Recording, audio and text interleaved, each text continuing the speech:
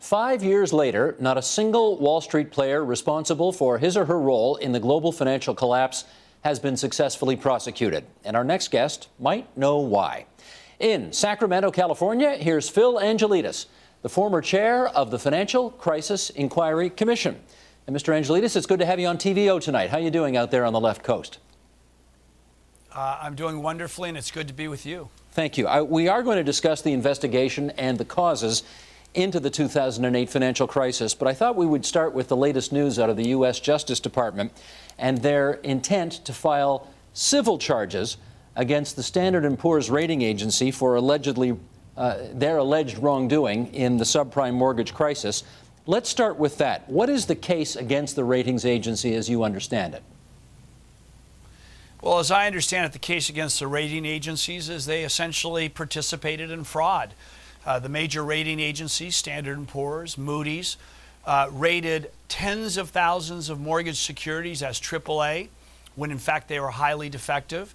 And what we found in our investigation at the Commission was that the rating agencies were driven by the drive for profit, the drive for market share, and a victim of that appetite for revenue growth was that their analysis, the models, the very analysis that investors depended on for a fair look at these securities was sacrificed. And so at the heart of this is what our commission found was that the rating agencies were essential cogs in the wheel of financial destruction. The subprime disaster, the bubble and subsequent collapse could not have happened but for their participation. Their argument, or at least part of their argument as I understand it, was that they were merely exercising free speech rights. They were putting, in their view, information out there that is protected by the First Amendment of your Constitution, and therefore, that's okay. How does that argument stack up in your view? I think it's a pathetic argument because they were paid extraordinarily large amounts of money to produce a product. And the product was supposed to fairly evaluate the nature of the securities that investors all over the world were buying. And on that count, they failed miserably. And what was very clear from our investigation is internally within those organizations, people were speaking about the flaws in the rating process, about how the fact that they had really become a AAA rating factory, and that the analysis that investors depended on was being sacrificed for profit and market share. So it really doesn't stack up. It's a tragic defense in many respects. I have read some of the emails that the Department of Justice has made public that are internal to Standard & Poor's, and some of them read the likes of which are, this economy is a spinning top, and when this top stops spinning, the economy is going to fall off a cliff. But S&P's defense on this is that the department cherry-picked these emails, and that in fact, if you look at all of them across a broader range, in fact, it doesn't look that bad, and their behavior is defensible. Again, do you have a view on that? Well, I do, because this wasn't a one-off problem with these agencies. Keep this in mind. Take Moodys, for example. And the conduct of Moodys and Standard & Poor's was very much alike. These rating agencies rated about 40,000 mortgage securities as AAA from about 2000 to 2007. Now, take into account that maybe there's a handful of U.S. corporations with a AAA rating. Take into account that there's maybe a dozen states in the United States with a AAA rating. In 2006 alone, they rated more than 9,000. That's 30 per working day. They were stamping these things as AAA. And close to 90% of those that were rated AAA in 2006 were downgraded. So they were not even close. They were dramatically off the mark. And what we found was, again, emails, testimony from employees that testified to the fact that the critical analysis that investors relied on was mowed under by a corporate structure that was in a quest for profits, for market share, for revenue growth. Okay, a couple of more procedural questions before we get back into history and look at the larger picture here. Number one, Standard & Poor's appears to be the target right now, even though other ratings agencies have certainly been accused of similarly bad behavior. Why is the Department of Justice going after S&P as opposed to Moody's or any of the others? Well, I can't speak about, now that I'm back as a private citizen, the internal investigation. All I can speak to is the fact that the Senate Subcommittee on Permanent Investigations focused a very laser-like eye on the conduct of Standard & Poor's. We, in a sense, divvied up the work, and we conducted an in-depth investigation of Moody's, and our findings were strikingly parallel. We found conflicts of interest. These rating agencies, of course, were being paid by the very people manufacturing these securities. We found, of course, as I mentioned, flawed models, the quest for profit and revenue, trumping everything else. I can't speak to what order the Justice Department is pursuing cases and if they will pursue multiple cases, but I would hope and believe that Moody's is getting the same kind of scrub as S&P. Okay, and just finally, it's interesting that the Department of Justice is filing a civil as opposed to a criminal action here. Why are they going that route? Well, again, you'll have to ask the department this, but I think this raises a much larger question about the nature of actions that are being brought against Wall Street firms. I mean, what we've seen since this crash that leveled the global economy, and in the United States left 24 million people without jobs, the longest length of unemployment since the Great Depression, millions of people losing their homes to foreclosure. We've seen a series of civil actions and no criminal actions, and when we see these civil actions, too often what happens are charges are brought, they're then settled for pennies on the dollar, often with no admission of wrongdoing. The firm charged pays a fine, and that's normally paid by the shareholders, not the executives who drove this kind of conduct, and they go about their business. And so the system of enforcement here in the United States for financial misconduct is woefully broken. In a sense, this process of charges, settlements, and fines has become almost the cost of doing business. Even the record settlement against Goldman Sachs for their mortgage security fraud case that was brought against them by the SEC, in that record case where they paid $500 million plus in fines, at the end of the day, that was less than 2% of Goldman Sachs' revenue for the year.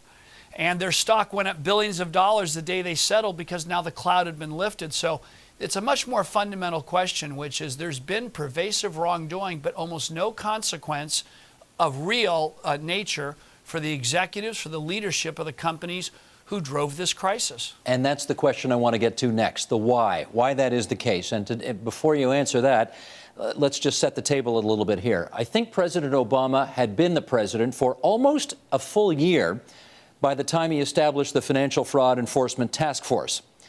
How would you rate this administration's record on fighting financial fraud? And follow up on that by telling us why you think what you just said before, that they've been apparently so lax in going after this.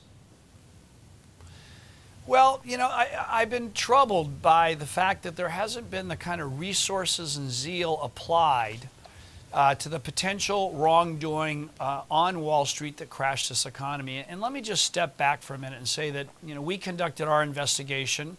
The Financial Crisis Inquiry Commission was a 10-member panel appointed by the Congress of the United States. We had a budget of nearly $10 million.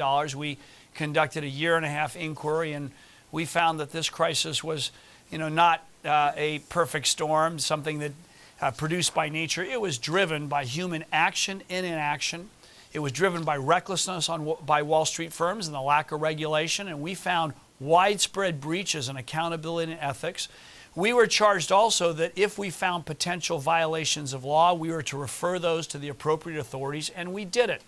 And so my expectation has been that given the nature of the damage to this economy, we would see a full-throated investigation of potential wrongdoing on Wall Street, which, by the way, was not a rogue trader here, a rogue trader there. We found pervasive, endemic misconduct throughout the system and rising not just from the trading desk, but all the way to the corporate boardrooms.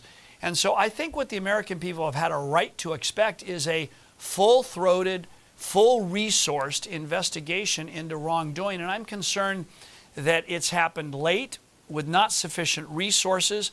And now we're beginning to see a number of actions, and so I'd like to think that the wheels of justice have turned, albeit slowly. But I still think that there are wrongs that need to be righted, and there needs to be consequence for wrongdoing, because elemental in this is unless we have firm enforcement, unless we have real deterrence, we'll see this kind of conduct again. You know, you and I just talked about the nature of the settlements, often pennies on the dollar. I mean, think about it this way. If someone robbed a 7-Eleven of $1,000 and they were able to settle a week later for $25 and no admission of wrongdoing, would they do it again? Of course they would. So we need strong enforcement to make sure we have deterrence. And I do think that the American people feel that the level of investigation and enforcement is not what it should have been to date. Hopefully that's changing. Well, the inference I think a reasonable person would draw is that these companies, these rating agencies, all of the folks who were involved in this, put so much money into politicians' pockets and are so good at lobbying that there's not a lot of interest in Washington to pursue them. Would it be a mistake to draw that conclusion? Well, if that's why, it would be a travesty, because, look, here's one thing I want to say. I don't think we want hangman justice. We don't want heads on a stake because things went terribly wrong. What we're owed is a full-scale investigation with the right resources applied. If there has been criminal wrongdoing, criminal charges brought. And if there are civil fraud or securities fraud that is of a civil nature, civil cases brought, but where the consequences are real, and you go after the people who really drove this crisis. And that's what we haven't seen to date. And I think we should have the expectation that we have a justice system that operates the same way for everyone, not one way for most Americans and then another way for people who have enormous power and money. But you're right.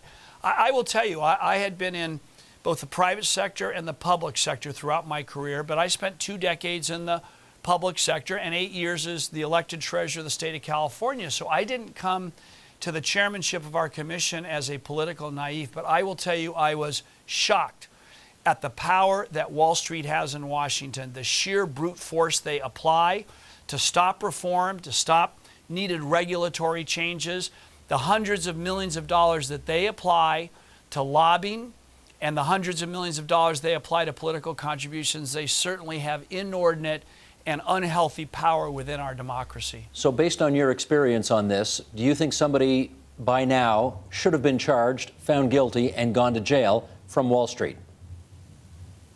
Well, look, I'm not a judge, I'm not a jury, and I'm not privy to all the internal investigations, but I know this. We looked at millions of pages of documents. We interviewed over 700 people. We held 19 public hearings. We made referrals to the Department of Justice. And I'm quite taken aback that there haven't been more robust charges brought, given the pervasive nature of the actions we found, the wrongdoing within Wall Street. Have any charges at all been laid, to your knowledge, against any Wall Street executives at all? Well, early on, right after the crisis, the Justice Department did bring charges against 2 Bear Stearns executives who ran a hedge fund focused on subprime mortgages, and acquittals resulted from that prosecution. But, you know, I'm aware of the fact that thousands of mortgage brokers, homeowners have been pursued for mortgage fraud, but the very institutions who, in a sense, on an enterprise-wide basis, pushed millions of loans, defective loans across the country to consumers. None of those people have been charged at the highest levels. I'm not aware of anyone who's been charged for the actions that clearly, where there was misconduct, where major banks packaged loans that they knew were defective and then sold them to investors across the world without disclosing to investors that they knew about the defects in these loans. Our commission found black and white evidence that major institutions, 24 big banks, had very clear information on the defects of the loans they were buying and packaging and selling to investors. And notwithstanding that information, they represented to the investors that these loans were sound, they weren't defective. And so, no, I'm not aware of high-level charges emanating out of some of the pervasive misconduct we found. Now, contrast that to what happened after the savings and loan crisis in this country in the late 1980s. That was a crisis, by the way, that paled in comparison in terms of its impact in this country, $160 billion of losses, which is nothing compared to what came out of this crisis. In that instance, there was vigorous pursuit of savings and loan and bank executives. More than 1,000 senior executives either pled guilty or were convicted of felonies. yet this grow around almost nothing. Syracuse University, which tracks financial fraud enforcement, has found that at the federal level, federal financial fraud prosecutions are down 50% from the early 1980s and 1990s. There's been a steady decline in the pursuit of high-level white-collar crime. And again, I have to ask, why so much interest 20 years ago and so little interest today? Well, I think that's a compelling question, because has human nature so much changed in 20 years that you had a wave of actions that rose to criminal level 20 years ago, and today none of that rises to criminal level? Have the practices evolved, in a sense, outrun the laws? I think those are very worthy questions. But I'll tell you one thing we do know. In the S&L crisis, President George H.W. Bush, a Republican, asked Congress for an additional $50 million for the Department of Justice to pursue wrongdoing, and the Democratic Congress gave him that money. President Obama has asked for $55 million for the Department of Justice, and Congress has sat on its hands. We also know that the Dallas Bank Fraud Task Force during the S&L era, that was responsible just for North Texas, had more than 100 law enforcement professionals in that investigation just for that small section of the country. The Mortgage Securities Working Group, established by President Obama and the Department of Justice with state attorney generals, has about 200 people to look at a much more fundamentally large problem across the whole nation. And I think it's fair to say that the resources haven't been applied in the same way as they were historically. The other thing I would say is, when the S&L crisis happened, we still had some pretty vigorous regulatory bodies, and they were, in a sense, partners of the Department of Justice and the FBI. If you will, they were the Sherpas to the Department of Justice and the FBI in guiding them towards financial fraud. And during the late 1980s, early 1990s, the main bank regulators in this country referred about 30,000 what are called suspicious activity reports, potential criminal activity dealing with financial fraud. They referred those to the law enforcement agencies. In the 20-plus years since that, in many respects, the regulators were defanged. They haven't been the same kind of partner to law enforcement.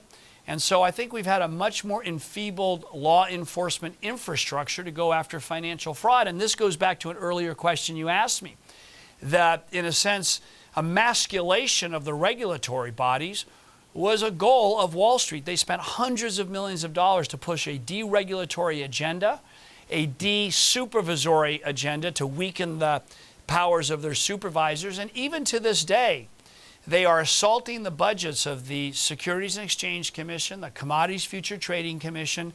Think of this. They're spending hundreds of millions of dollars to cut the budgets of the agencies that are charged with investigating them.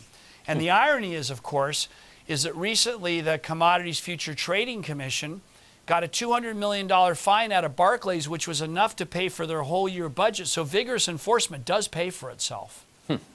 Okay, let's do a little recap here as I formulate a question going forward. And that is, we know, I suspect our viewers know about the role the investment banks played in the meltdown. I suspect now, of course, through our conversation here, that they're aware of the role that rating services played. You've just talked about how toothless the regulators were in all of this. And another actor that we haven't talked about yet that I'd like to get your view on is Congress. And I wonder whether, in your view, the push by Congress to have a situation whereby Mr. and Mrs. Everyday America could enjoy the dream of home ownership, and the policy changes that Congress made in order to encourage that, perhaps too much to a fault, played a role in all of this as well. So a couple of points on that. I mean, I do think that what happened is, as there were the policy push for increased home ownership, that policy push was then used by many unscrupulously lenders as I would call ground cover, as an excuse to undertake abusive and predatory lending. There's a very clear distinction here. The push to expand home ownership and credit availability started in the 1970s because what had become evident was that banks and savings and loans and other financial institutions were categorically denying access to credit to whole neighborhoods. It was called redlining. And so Congress, I think, smartly said, we want to make sure that everyone has the full and equal access to credit. And so there were legitimate efforts to expand credit. What happened in the 2000 is a whole set of institutions, in a sense, using that as cover, then engaged in what I'd call predatory and abusive lending. And the real, I think, failure of the federal government in the 2000s was not the effort to legitimately expand home ownership, but rather the failure to make sure that lending standards were maintained. And the Federal Reserve under Alan Greenspan was presented a mountain of evidence that there was predatory lending, abusive lending, and they sat on their hands. When we asked Chairman Greenspan why he didn't put regulations in place, he said, well, the real answer to predatory and abusive lending is stronger enforcement. And then we looked, and of course, and we found from 2000 to 2006, at the height of this madness, the Federal Reserve had only made 3 referrals to the Department of Justice: a teeny bank in Carpentersville, Illinois, a teeny bank in Victorville, California, and the New York branch of Societe Generale. So there was no real interest in enforcement. Mr. Angelides, just one more question. We all know of this expression since the Great Recession, too big to fail. I wonder if experience is teaching us now that there are some executives on Wall Street that are too big to jail. I hope not. It would be a travesty for the American system of justice if that was the case. And it would also, I think, send a very bad signal that this kind of behavior, this kind of pervasive misconduct will be tolerated, and therefore it will happen again. You know, as I look back at the crisis, there's a couple of things that really strike me. This was not an instance of a few bad apples. It was pervasive misconduct. In the area of mortgage fraud, while most of the prosecutions have gone against little people, keep in mind that there were millions of loans that were shoved across the country by these companies, clearly fraudulent loans. We found in our commission's work that between 2005 and 2007, there was about $1 trillion worth of clearly fraudulent loans made. The FBI warned about an epidemic of mortgage fraud in 2004 and again in 2005. The number of suspicious activity reports of potential criminal financial fraud activity doubled between 1996 and 2005 in the mortgage area, and then doubled again by 2007. This was big and large. The regulators and law enforcement turned a blind eye to it. And now to not pursue this kind of systemic wrongdoing, I think, would be particularly damaging. And I think I'd make one final point. If you read the business pages today, you know, you see words like price fixing and bid rigging and securities fraud and money laundering. You'd think it would be about the mob, but it's about the financial industry. And I don't know that they've learned the lesson of the financial crisis, because they didn't pay a price for it. They were bailed out. They were supported. There was no legal, political, or economic price paid. So I think for the good of the country, the integrity of our financial system, the American people have to feel that justice has been done. That doesn't mean hangman justice, but it means thorough investigation and pursuit of cases where there's real consequence for misconduct. That's Phil Angelides, the chair of the Financial Crisis Inquiry Commission. We thank you so much for joining us on TVO tonight. My pleasure. Support Ontario's public television. Donate at tvo.org.